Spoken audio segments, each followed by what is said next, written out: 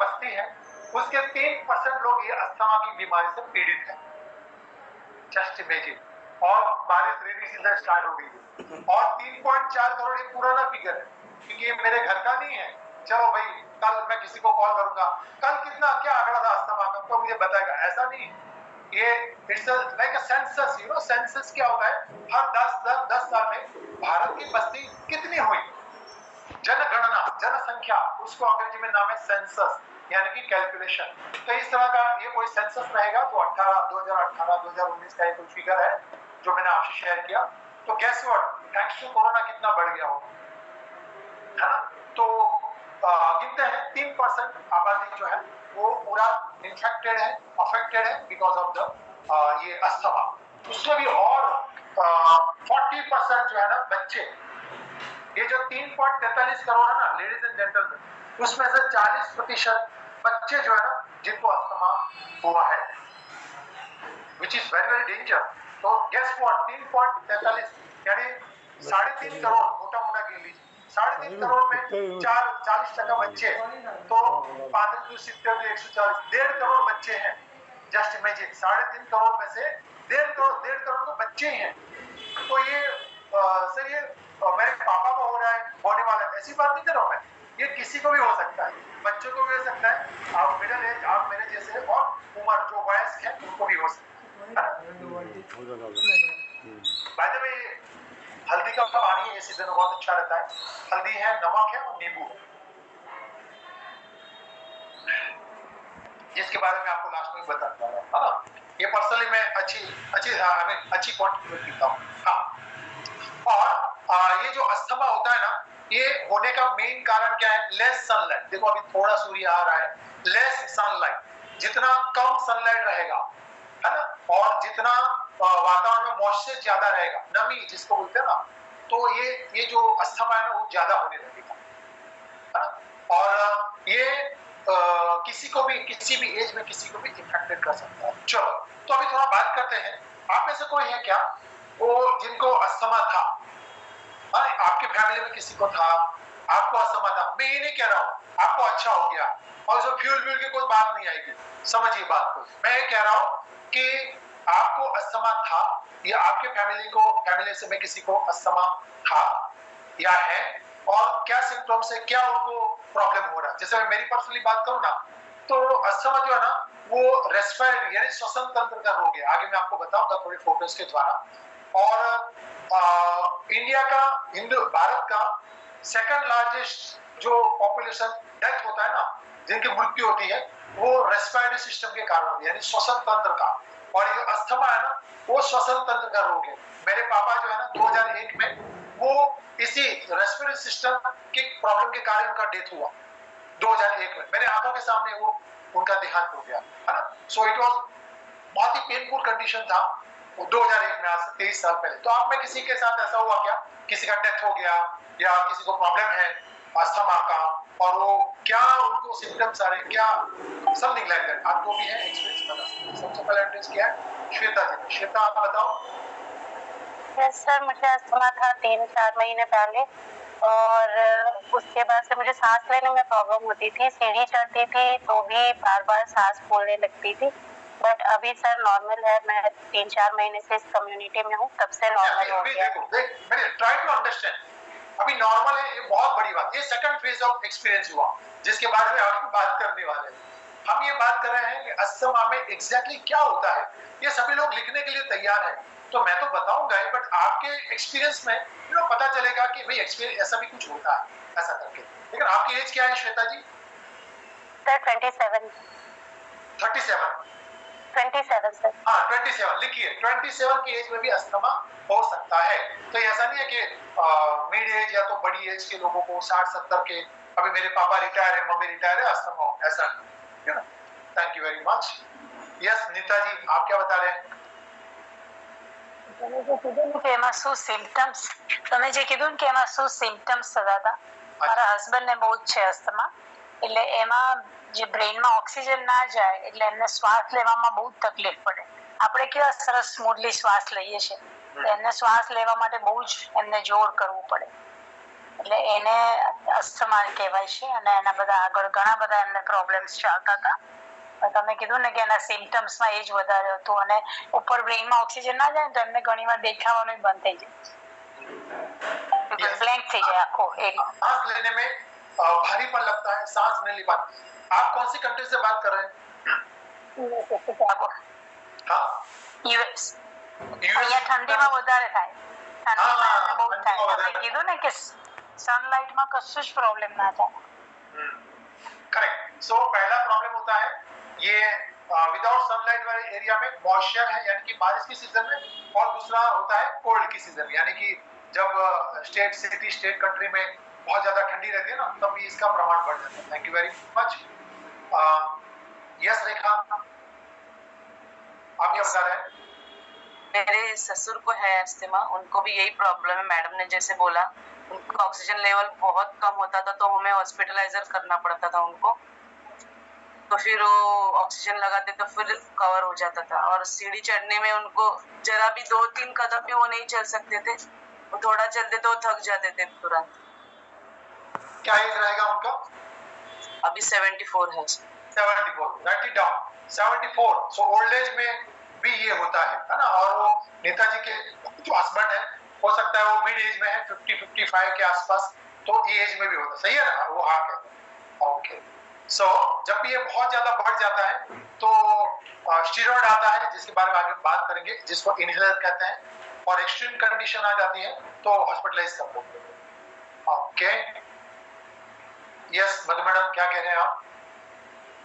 Yes, मेरे husband को था और उनको सांस लेने में बहुत तकलीफ होती थी. और ज्यादातर जैसे ही मौसम चेंज होता था तो उनको ब्रीदिंग ट्रबल हो जाती थी, सांस फूलने लग जाती थी.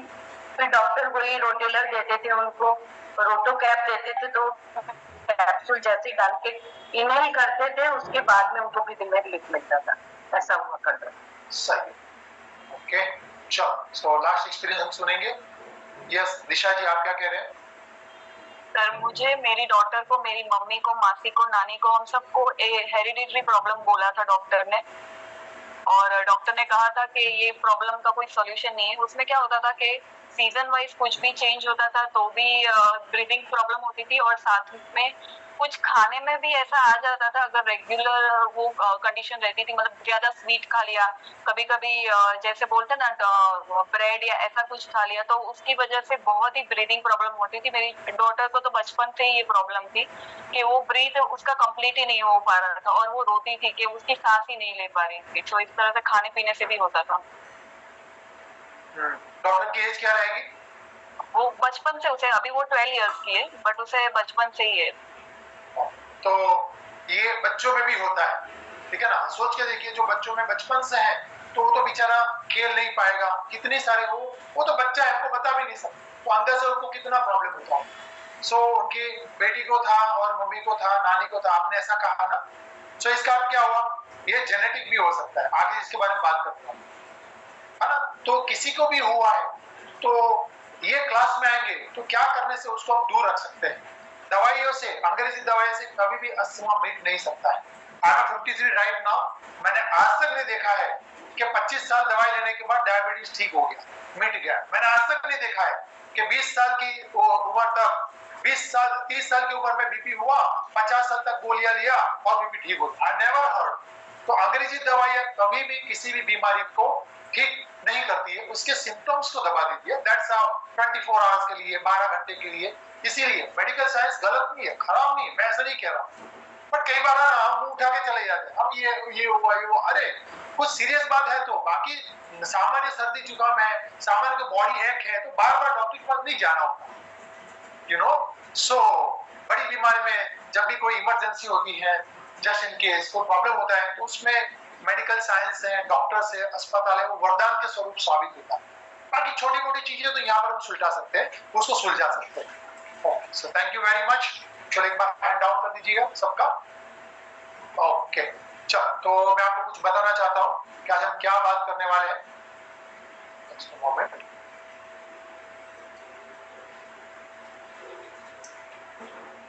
हाँ, सो सबसे पहले ये जानना जरूरी है कि हमारा शरीर बने हैं कैसा. अभी ये कुछ सिस्टम है ना. तो हमारा जो शरीर है ना वो छोटे छोटे सेल से बना हुआ है। कितने सेल से बना हुआ है सर? 100 ट्रिलियन। आप लिखिए, राइट इट डाउन, 100 ट्रिलियन। ये कैसे लिखने का है? सिंपल, 1 लाख लिखो, 1 के पीछे 5 जीरो लगाओ और मल्टीप्लाई करो, गुणाकार करो, 1 के पीछे 7 जीरो लगाओ। 1 लाख को 1 करोड़ से मल्टीप्लाई करो, इतने सारे सेल से हमारा शरीर बना हुआ है। ओके, तो ये ह्यूमन बॉडी है और सेल से टिश्यू बनते हैं, टिश्यू से ऑर्गन बनते हैं, आंख कान नाक, और वो सब सिस्टमेटिकली काम करते हैं तो हमारा शरीर बनता है। और ये यहाँ पर 6 मेन सिस्टम दिखाया गया है स्केलेटल। सबसे पहला रेस्पिरेटरी सिस्टम, सबसे इंपॉर्टेंट क्या है?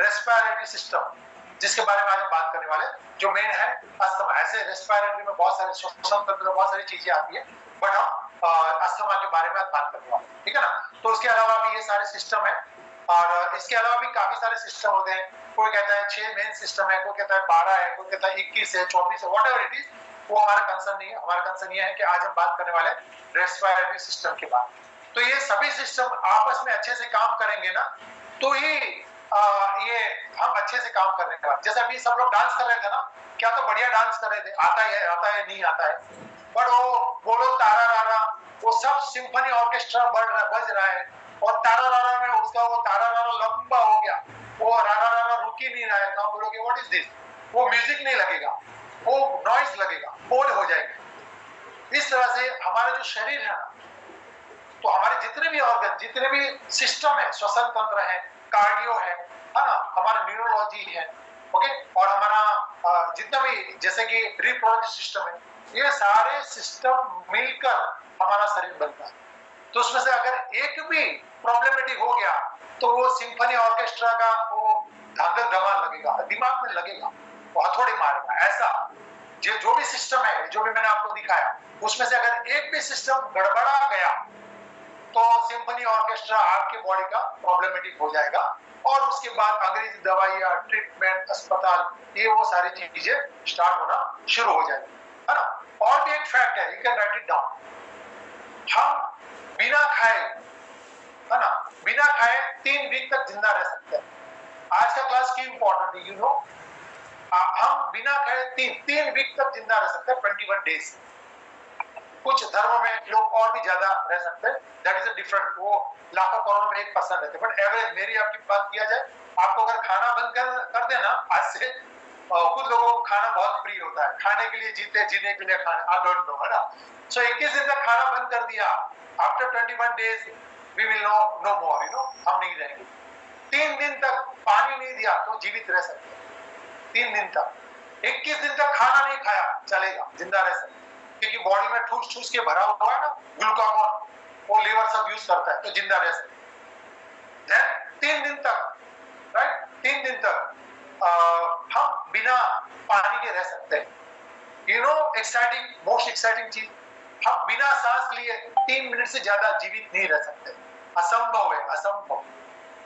3 मिनट के बाद यदि किसी ने सांस नहीं लिया ना तो भयंकर ब्रेन डैमेज हो जाए और 5 से 6 मिनट के बाद वो पर्सन की मृत्यु हो सकती है। सो आज का क्लास कितना इंपॉर्टेंट है, हम बात कर रहे हैं अस्थमा की, जो हमारे श्वसन तंत्र के साथ रिलेटेड है।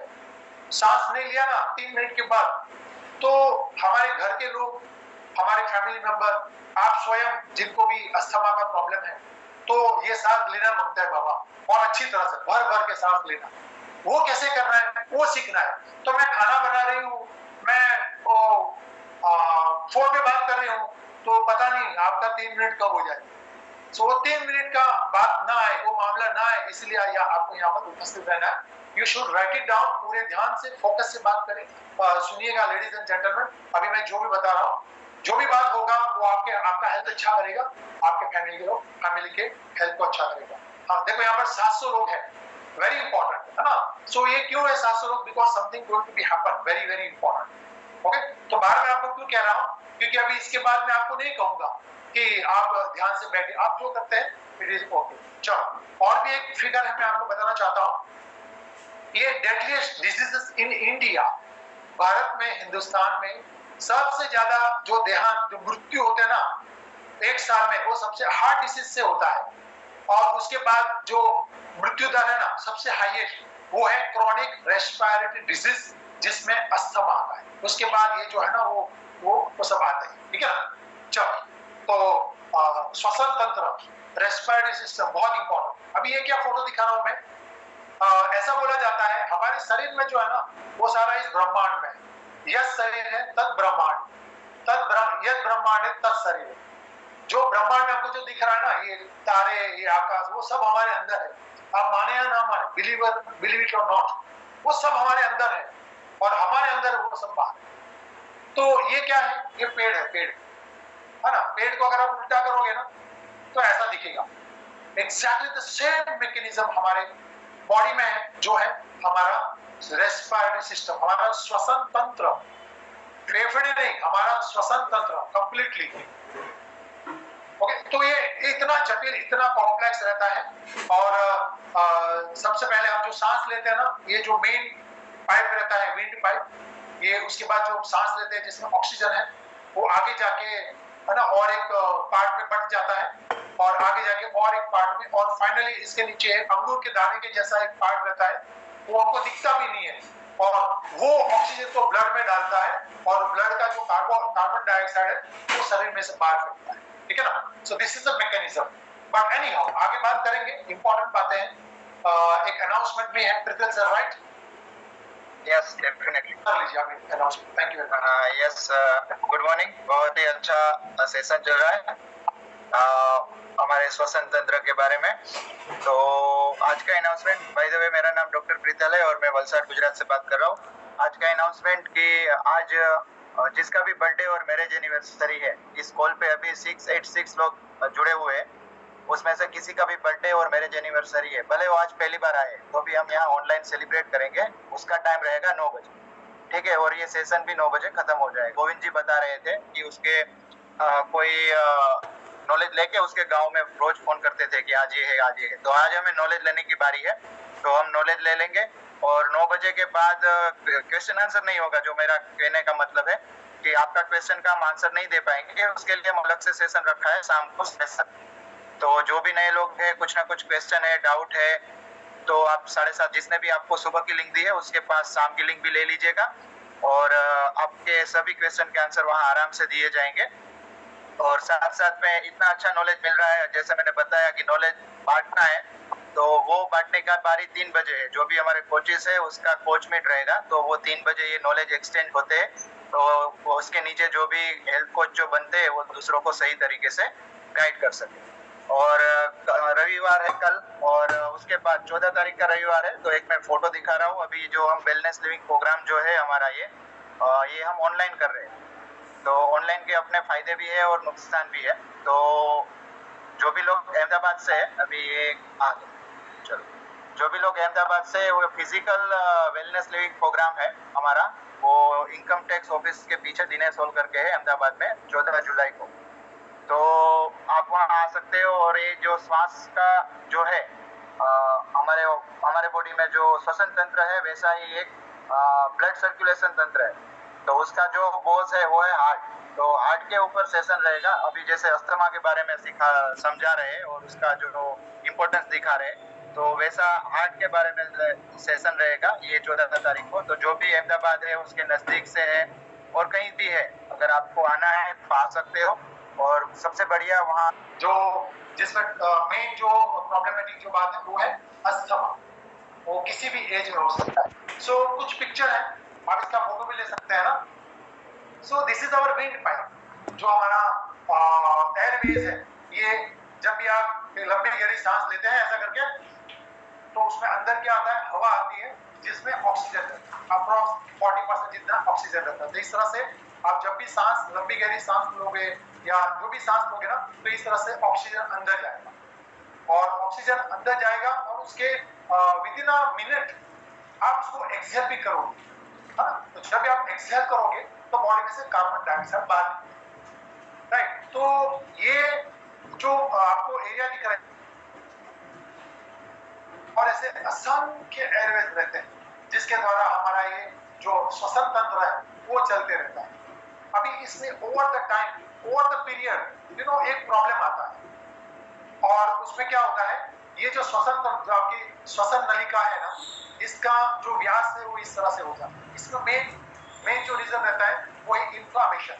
माने कि ये आप जो दिख रहा है ना, देखो ये जो आप देख रहे हैं ना, एक पाइप है जिसके पे रस्सी बांधी हुई है, ऐसा आप समझ लीजिए। जो आपने बेल्ट पहना है वो आपने सामान्य तरीके से बेल्ट पहना है, अभी आप उस बेल्ट को कस दे रहे हैं तो पेट की क्या हालत होगी, इस तरह से एग्जैक्ट, है ना। तो ये जो पाइप पे अगर डोरी बांधी हुई है उसको अगर कस देंगे ना तो ये पाइप ऐसा होगा, समथिंग लाइक दैट। तो this is called inflammatory situation. और उसके साथ साथ ये जो ओवर द टाइम जैसे हम बड़े होते हैं, हमारा मैरिज होता है, हमारी लाइफस्टाइल बिगड़ जाती है, तो और एक प्रॉब्लम आता है जिसको कहते हैं मसल कंट्रैक्शन, यानी कि जो आपके मसल्स हैं वो हार्ड हो जाते हैं। खास करके जो एयर पाइप है ना, जो आपका जो फेफड़े हैं उसकी जो जितनी पाइपें है ना वो सारी टाइट हो जाती है। टाइट माने इतना भी टाइट नहीं, बट समहाउ जो इलास्टिक था उसी जगह पे थोड़ा हार्ड हो जाएगा, प्लास्टिक के जैसा हो, और वहां पर जो एयर पाइप है ना वो थिकन हो जाएगी, वो जाड़ी हो जाएगी। Second problem. थर्ड प्रॉब्लम, उसके अंदर म्यूकस भर जाएगा और म्यूकस के कारण सांस लेने में आपको दिक्कत हो जाएगी। अब ये म्यूकस क्या है? म्यूकस जिसको हम कहते हैं बलगम। जब भी आपको सर्दी होती है ना, जो बाहर निकलता है ना उसको कहते हैं बलगम, म्यूकस। और बाय द वे, आप में, मेरी लाइफ में, ये मनुष्य ह्यूमन बॉडी में इंपॉर्टेंट क्या है? तो म्यूकस। म्यूकस है जो लाइफ देता है। म्यूकस माने चिकनाई। जो जितनी भी बॉडी के अंदर जो भी चिकनी चीजें वो सारी इंपॉर्टेंट रहती है और उसी से लाइफ बनता है, लेडीज में है या जेंट्स में है, जो भी। तो इस तरह से हमारे, नहीं जो भी है ना, लेडीज और जेंट्स दोनों ही काम। और इस तरह से हमारे लंग्स में भी चिकनाई वाला पदार्थ रहता है, दैट इज कॉल्ड म्यूकस। सो ये म्यूकस इनफ क्वांटिटी में रहता है। और जब भी इन्फ्लामेशन होता है, इन्फ्लामेशन माने जलन, इन्फ्लामेशन माने सूजन, जब भी इन्फ्लामेशन, जलन या सूजन होती है, ये जो म्यूकस है, जो चिकनाई वाला पदार्थ है जिसको सामान्य भाषा में कफ कहते हैं, ये जो है ना वो पतला होने लगता है एंड वो बाहर आने का प्रयत्न करता है। और जब वो कंटिन्यूअसली बाहर आएगा वो एयर पाइप को ब्लॉक करेगा, जिसके कारण सांस लेने में दिक्कत होती है। सो आपने देखा होगा आपके घर में जो बुजुर्ग है ना, वो ज्यादा खांसते हैं, कफ निकालते हैं। आप कहोगे अरे यार कितना सर्दी रहेगा इनको, ऐसा कुछ खाते नहीं है, कितना बलगम निकलता है, कितना कफ निकलता है। The main reason is that कि उस हर एक की बॉडी में म्यूकस का बैलेंस क्वांटिटी रहता है। जब वो क्वांटिटी पिघलता है तब वो म्यूकस बाहर निकलता है और हम खाना खाते रहते हैं, वो बनता रहता है, बाहर निकलते रहता है। ये प्रोसेस कंटिन्यूस चलते रहता है। इसको थोड़ा और मैं आपको एक्सप्लेन करता हूँ। देखो, तो अस्थमैटिक कंडीशन मेन क्यों आती है? देखो ये जो पाइप है ना, ये हमारा, ये क्या है? विंड पाइप, यानी हम यहाँ से सांस लेते हैं, ठीक है। देखो ये कितना ओपन है ना, अच्छी तरह से सांस हम सभी लोग ले रहे हैं, बढ़िया तरीके से सांस ले रहे हैं, inhale exhale. Over the time जब कोई प्रॉब्लम होता है, और या तो एज होती है, या तो कोई क्रॉनिक कंडीशन है, या तो बच्चों में भी होता है, ईटिंग हैबिट, डाइट, लाइफस्टाइल, ये तीनों के गड़बड़ में, या तो कई बार जेनेटिक्स भी होता है। ये जो पाइप है ना वो इस तरह से ये थिकन हो जाती है और ये स्वॉलन हो जाती है, सूजन आ जाती है, जिसको इन्फ्लेमेशन कहते हैं। प्लस अंदर का जो म्यूकस है वो बाहर आने लगता है, जो ये पाइप को रोक देता है। जैसे कि एग्जांपल है, आपके घर में पानी आता है ना, नल खोला, बढ़िया सा आपने जगुआर का लगाया नल, कितना बढ़िया पानी आता है। 20 साल 25 साल के बाद क्या होता है, उसके अंदर क्षार जमने लगता है और जो क्वांटिटी में पानी आ रहा है ना वो यहाँ से निकल जाएगा, वो 3 ऐसा पानी आएगा, पूरा पानी फ्लो से नहीं आएगा। आपको लगा अरे पानी कट क्यों रहा है, क्योंकि वहां पे वो जो क्षार है वो लग गया है। और over the time, over the period, जितना ज्यादा क्षार होगा वो पानी का नल जो है वो आधी कैपेसिटी से पानी फेंकेगा। और कई बार उसमें बहुत ज्यादा जम जाने से, ज्यादा जमावट होने से क्षार का वो नल काम नहीं करता, पानी नहीं आता। एग्जैक्टली द सेम हमारे ह्यूमन बॉडी में भी यही कंडीशन होती है और इसको कहते हैं अस्थमा, जिसको दमा भी कहते हैं। अच्छा, दमा में 2 विभाग आते हैं, एक है अस्थमैटिक और दूसरा है ब्रोंकाइटिस। तो ब्रोंकाइटिस के बारे में बात नहीं करेंगे, अस्थमा के बारे में बात है ना। जो ब्रोंकाई है ना, ज्यादातर वो ये स्मोकिंग किया या तो स्मोक या तो टोबैको है ना, डस्ट है, ऐसी कंडीशन में वो ज्यादा फैल जाता है। बट ये जो अस्थमा है समथिंग वेरी वेरी सीरियस है ना, जिसके बारे में यहाँ पर हम बात कर रहे हैं। तो अस्थमा जो है ना वो एक क्रॉनिक डिजीज है। हाँ ये बात सही है, जैसे लीसा जी ने कहा उनकी बेटी, उनकी छोटी बच्ची को भी अस्थमा था, तो ये जेनेटिक हो सकता है। हाँ बाकी ये क्रॉनिक कंडीशन, क्रॉनिक माने क्या, देखो दो कंडीशन होती है, पहला है एक्यूट और दूसरा है क्यों क्रॉनिक। एक्यूट माने क्या, अभी अभी हुआ, अच्छा था, अचानक से सर दर्द होने लगा, अचानक से सर्दी हो गई, अचानक से बुखार आया, that is called acute condition. अभी भी हुआ है, 15 दिन के अंदर अच्छा हो जाए, अच्छा हो गया, वो एक्यूट था। 15 दिन से लेकर 1 महीने या उससे ज्यादा चला है ना, नाउ समथिंग सीरियस, उसको कहते हैं क्रॉनिक कंडीशन, क्रॉनिक डिजीज। तो जो अस्थमा है ना वो क्रॉनिक कंडीशन, 1 महीने से ज्यादा समय से, 1 साल से, 2 साल से, 3 साल से, पता नहीं 25-25 साल से लोगों को अस्थमा रहता है। मेरे पापा को 30 साल से था, है ना। तो ये एक क्रॉनिक कंडीशन है, ये हमारे एक लाइफस्टाइल डिजीज है, लाइफ के साथ रहता है और जैसे जैसे उम्र बढ़ती जाता है ये कंडीशन और गेटिंग वर्स और खराब और खतरनाक होती जाती है। ओके, सो इसके सिम्टम क्या है, सबसे ज्यादा अस्थमा, जैसे अभी कुछ लोगों ने बात किया ना, वो नीता जी ने बताया उनके हस्बैंड को सांस लेने में तकलीफ होती है, तो आपके घर में किसी को अस्थमा है या नहीं है? सर मैं पढ़ी लिखी नहीं हूं, मैं इतना नॉलेज नहीं है मेरे पास, तो इसका फोटो ले लीजिए और ये चेक करिए, ये सभी कुछ उनके अंदर हो रहा है क्या, उनको 100% अस्थमा हो। ये कुछ अस्थमा के सिम्टम्स है, व्हीजिंग, जैसे सीटी बजती है ना, ऐसा जब भी सांस लेना ना तो आप ध्यान से सुनेगा ना, ऐसी आवाज आएगी जिसको व्हीजिंग कहते हैं, उनके चेस्ट से ऐसी आवाज आएगी, खास करके रात को बहुत लाउडली, क्योंकि रात को नीरव और शांति रहता है, तो उस समय पे ये बहुत ज्यादा सुनने को मिलता है। कफ, बहुत ज्यादा कफ हो रहा है, बार बार उनको बलगम निकल रहा है, तो 100% अस्थमा का कंडीशन उनको आने वाला है। शॉर्टनेस ऑफ ब्रीथ, जैसे मैंने कहा ना, वो जो पाइप रहता है ना उसमें म्यूकस चिकनाई जम जाती है, तो वो एयरवे से ऑक्सीजन अंदर नहीं आ पा रहा है, और शॉर्टनेस ऑफ ब्रीथ यानी सांस लेने में तकलीफ हो रही है। देन टेकार्डिया, ऐसा कुछ नाम है, भूल जाओ नाम क्या है, वो हार्ट की जो धड़कन है ना वो स्लो डाउन हो रही है, तो समझ लीजिएगा, और उसके साथ ये सब कुछ हो रहा है, तो अस्थमा के सिम्टम्स। डिफिकल्टी ब्रीथिंग, शॉर्टनेस तो है, बट इवन तो लिटरली वो ट्राई कर रहे हैं सांस लेने की, है ना, जैसे कुछ हम वेट उठाने का कैसे ट्राई करते हैं, राइट, कुछ लिखने का कैसे ट्राई करते हैं, बात करने का ट्राई करते हैं, वैसा वो लिटरली जो नेचुरली है, अननोइंगली, हमको पता भी नहीं है, जैसे मैं आपसे बात कर रहा हूँ, साइमल्टेनियसली मैं सांस ले रहा हूँ, सांस छोड़ भी रहा हूँ, ये बाय डिफॉल्ट है, सबकॉन्शियस से ये हो रहा है, तो वो उनको कॉन्शियसली लेना पड़ता है, सर मुझे सांस लेना पड़ रहा है, तो अस्थमैटिक सिम्टम्स है। पेल स्किन, ध्यान रखिए उनकी स्किन पे कहीं पर भी कोई स्किन पे कोई दाग हो रहा है क्या, देन ये है डिस्निया, ये भी इसमें सांस लेने में ये डिफिकल्टी ब्रीदिंग और चेस्ट टाइटनेस, ये उसका बिटवीन ये है, उसके बीच में का ये, राइट। और लास्ट में है कि जैसे कोई चीज आपने कोई थैली को बांधा है, उसको वैसा कस दोगे तो क्या हो जाएगा, वैसा कंडीशन। आपको जैसे आपने कोई कपड़ा पहना है, उस कपड़े को एकदम से किसी ने टाइट कर दिया, आपने जो बेल्ट पहना है वो बेल्ट को और दो पॉइंट ऊपर फिट कर दिया, तो कैसा रहेगा, वैसा पूरा टाइट लग रहा है, पूरा टाइट लग रहा है, ओके, उस कंडीशन को कहते हैं अस्थमा। ये सारे सिम्टम्स है ना, और जब ये 8 के 8 सिम्टम्स एक साथ इकट्ठा हो जाते हैं, लेडीज एंड जेंटलमैन, उस कंडीशन को कहते हैं अस्थमा, और उस पर्सन को 100% अस्थमा का हेडेक आने वाला है, ये फॉर श्योर। और आपको मैं और एक बात बता दूं, ओनली 2 कंडीशन में ही शब्द प्रयोग किया जाता है, अटैक। आप में से कौन बताएगा कौन सी कंडीशन को अटैक कहते हैं? आप में से कोई है बताएगा किस चीज को? देखो मैं आपको बता दूं, चलो एनीवे डिस्टर्ब हो जाएगा। हार्ट अटैक, आपने सर नाम सुना है क्या? कितने, ऐसा करिए, कितने लोगों ने नाम सुना है हार्ट अटैक? डायबिटीज अटैक सुना है? बताइए आप, या तो हैंड डाउन कर दीजिए।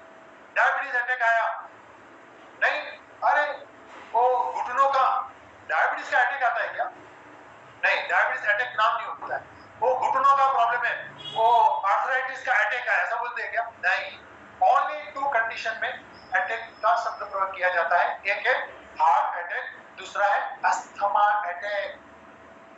और ये जो अटैक है ये माइल्ड से लेकर सीवियर भी हो सकता है। जैसे मेरे पापा का मेरे आंखों के सामने उनका देहांत हो गया, तो ये उनको सीवियर अटैक था। अगर आपने ये आधो सिम्टम्स किसी की बॉडी में आ रहे हैं, ध्यान नहीं दिया, कुछ नहीं, क्या करना है सर, वो मैं आपको जस्ट बता रहा हूँ अभी 5-10 मिनट के अंदर, है ना। तो वो सब कंडीशन में आपको 100% पता चल जाना चाहिए कि अस्थमा है और अभी उसके लिए क्या कर सकते हैं। चलो भागते हैं डॉक्टर के पास। वेट, आप काफी सारी चीजें हैं जो मैं आपको बताऊंगा जाने से पहले, अस्पताल डॉक्टर के पास जाने से पहले, जिसको आप कर सकते हैं और उस कंडीशन को आप टेम्पररी रिलीव कर सकते हैं। अगर आप वही चीजों को आपने फॉलो किया ना, तो हो सकता है आपको ये डॉक्टर है, ये स्टीरॉइड, खास करके जो इनहेलर है ना उसमें स्टीरॉइड होता है। यहाँ पर डॉक्टर साहब भी हैं, तो डॉक्टर्स बैकग्राउंड के लोग भी यहाँ पर हैं।